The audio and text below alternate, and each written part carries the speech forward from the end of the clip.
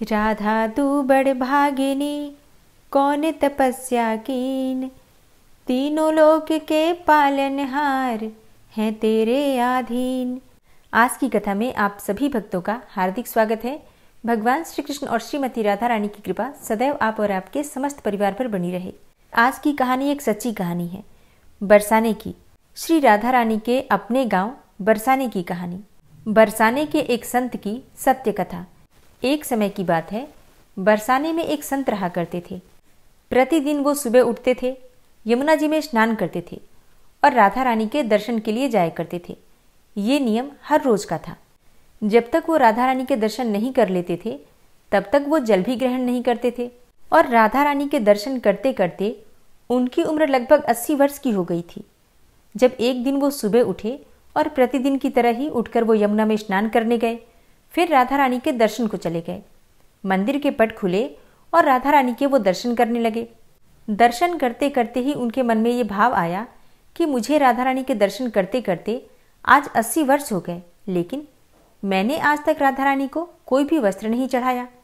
लोग राधा रानी के लिए कोई नारियल लाता है, कोई चुनरिया लाता है, कोई चूड़ी लाता है, कोई बिंदी लाता है, कोई साड़ी लाता है, कोई लहंगा लाता है, कोई लहंगा चुनरिया लेकर आता है, लेकिन मैंने तो आज तक अपनी राधा रानी को कुछ भी नहीं चढ़ाया है। ये विचार संत जी के मन में आया कि जब सभी मेरी राधा रानी के लिए कुछ न कुछ लेकर आते हैं तो मैं भी अपनी राधा रानी के लिए कुछ न कुछ जरूर लेकर आऊंगा। फिर संत ने अपने मन में कहा, लेकिन क्या लाऊं जिससे कि मेरी राधा रानी खुश हो जाए। अब संत जी सोचते सोचते अपनी कुटिया में आ गए। सारी रात सोचते सोचते ही सुबह हो गई। उठे और उठकर स्नान किया और आज अपनी कुटिया में ही राधा रानी के दर्शन पूजन किए। दर्शन के बाद मार्केट में जाकर सबसे सुंदर वाला लहंगा चुनरिया का कपड़ा लाए और अपनी कुटिया में आकर के अपने ही हाथों से लहंगा चुनरिया को सिला और सुंदर से सुंदर उस लहंगा चुनरिया में गोटा लगाए।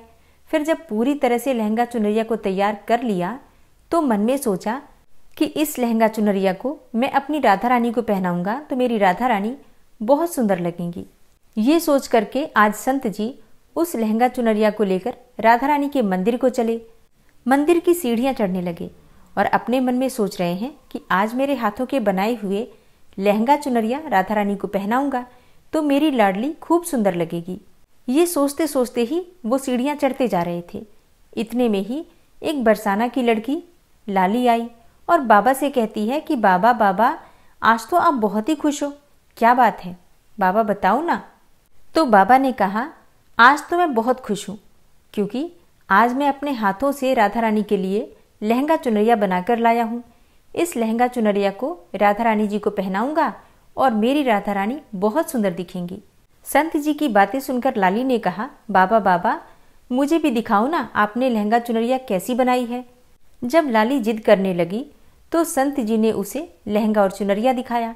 लहंगा चुनरिया देखकर वो लड़की बोली, बाबा बाबा ये लहंगा चुनरिया तुम मुझे दे दो, राधा रानी के पास तो बहुत सारी पोशाकें हैं। तो महात्मा बोले कि बेटी तुमको मैं दूसरी बाजार से दिलवा दूंगा, ये तो मैं अपने हाथों से बनाकर राधा रानी के लिए ही लेकर जा रहा हूँ, तुमको मैं कोई और दूसरा दिलवा दूंगा। लेकिन उस छोटी सी बालिका ने बाबा का दुपट्टा पकड़ लिया। बाबा बाबा ये मुझे दे दो। पर संत भी जिद करने लगे कि दूसरी दिलवाऊंगा, ये नहीं दूंगा। लेकिन वो बच्ची भी इतनी तेज थी कि संत से हाथ छुड़ाकर लहंगा चुनरिया को छीनकर भाग गई। अब तो बाबा को बहुत ही दुख लगा कि मैंने आज तक राधा रानी को कुछ नहीं चढ़ाया, लेकिन जब लेकर आया तो लाली लेकर भाग गई। मेरा तो जीवन ही खराब है, अब क्या करूंगा। ये सोच करके संत उसी सीढ़ियों में बैठे बैठे ही रोने लगे। इतने में कुछ संत वहां आए और पूछा, क्या बात है बाबा, आप रो क्यों रहे हो। तो बाबा ने उन संतों को पूरी बात बताई। संतों ने बाबा को समझाया और कहा कि आप दुखी मत हो, कल दूसरी लहंगा चुनरिया बना के राधा रानी को पहना देना।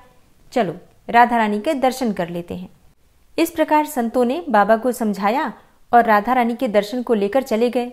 अब रोना तो बंद हो गया, लेकिन मन बहुत खराब था क्योंकि कामना पूरी नहीं हुई ना। तो अनमने मन से राधा रानी का दर्शन करने संत जा रहे थे और मन में ही ये सोच रहे थे कि मुझे लगता है कि किशोरी जी की इच्छा ही नहीं थी, शायद राधा रानी मेरे हाथों से बनी पोशाक पहनना ही नहीं चाहती थी। ऐसा सोचकर बड़े दुखी होकर जा रहे थे। मंदिर आकर राधा रानी के पट खुलने का इंतजार करने लगे। थोड़ी देर में ही मंदिर के पट खुले तो संतों ने कहा, बाबा देखो, आज तो हमारी राधा रानी बहुत ही सुंदर लग रही हैं। संतों की बात सुनकर के जैसे ही बाबा ने अपना सिर उठा करके देखा तो जो लहंगा चुनरिया बाबा ने अपने हाथों से बनाया था वही आज राधा रानी ने पहना हुआ था। अब बाबा बहुत ही खुश हो गए और राधा रानी से कहा कि हे राधा रानी, आपसे इतना भी सब्र नहीं हो रहा कि आप मेरे हाथों से मंदिर की सीढ़ियों से ही लेकर भाग गई, ऐसा क्यों? तब सर्वेश्वरी श्री राधा रानी ने कहा कि बाबा, आपके भाव को देखकर मुझसे रहा ही नहीं गया, और ये केवल पोशाक नहीं है, इसमें आपका प्रेम है, इसलिए तो मैं खुद ही आकर के आपसे लहंगा चुनरिया छीन कर भाग गई थी। इतना सुनकर के बाबा भाव विभोर हो गए और बाबा ने उसी समय किशोरी जी का धन्यवाद किया। श्री राधा रानी जी न सिर्फ ब्रजधाम की महारानी हैं, बल्कि कृष्ण के हृदय की स्वामिनी भी हैं।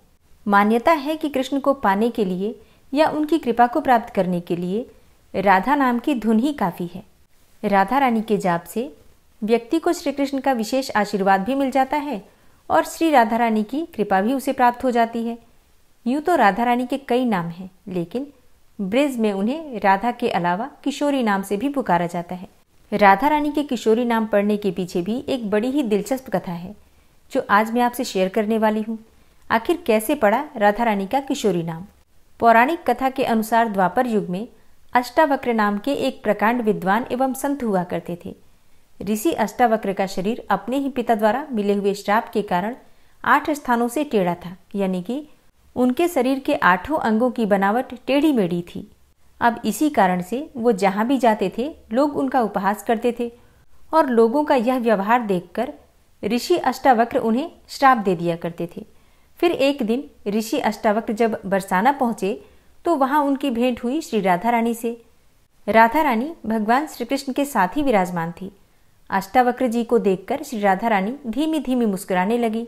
अब जैसे ही अष्टावक्र जी ने उन्हें यूं मुस्कुराता देखा तो वो क्रोधवश राधा रानी को श्राप देने लगे, परंतु श्री कृष्ण ने अष्टावक्र जी को रोकते हुए उनसे निवेदन किया कि ये श्राप देने से पहले एक बार राधा रानी के मुस्कुराने के पीछे का कारण तो जान लीजिए। तब जब अष्टावक्र जी ने कारण पूछा तो श्री राधा रानी ने उन्हें अपने हंसने का मुख्य कारण बताया। श्री राधा रानी ने कहा कि वो अष्टावक्र जी के अंतर मन में समाहित श्री कृष्ण की छवि को देखकर हंस रही हैं। अष्टावक्र के भीतर का ज्ञान और उस ज्ञान के स्रोत कृष्ण की मनोरम छवि से श्री राधा रानी आनंदित हो रही हैं। राधा रानी की पूरी बात सुनकर अष्टावक्र ऋषि ने अपनी भूल के लिए क्षमा मांगी और प्रसन्न होकर श्री राधा रानी को आजीवन किशोर अवस्था में रहने का ही वरदान दे दिया। फिर किशोर अवस्था से ही राधा रानी का नाम किशोरी पड़ गया। तभी से श्री राधा रानी को किशोरी जी कहा जाने लगा और आज भी ब्रज की हर बालिका को किशोरी जी का ही रूप माना जाता है। राधा रानी की किशोरी रूप में पूजा भी की जाती है और उनका भव्य श्रृंगार भी होता है। आज की श्री राधा रानी की कथा आपको कैसी लगी कमेंट बॉक्स में ज़रूर बताइए, और अच्छी लगी हो कथा तो कमेंट बॉक्स में राधे राधे लिखना बिल्कुल मत भूलिए।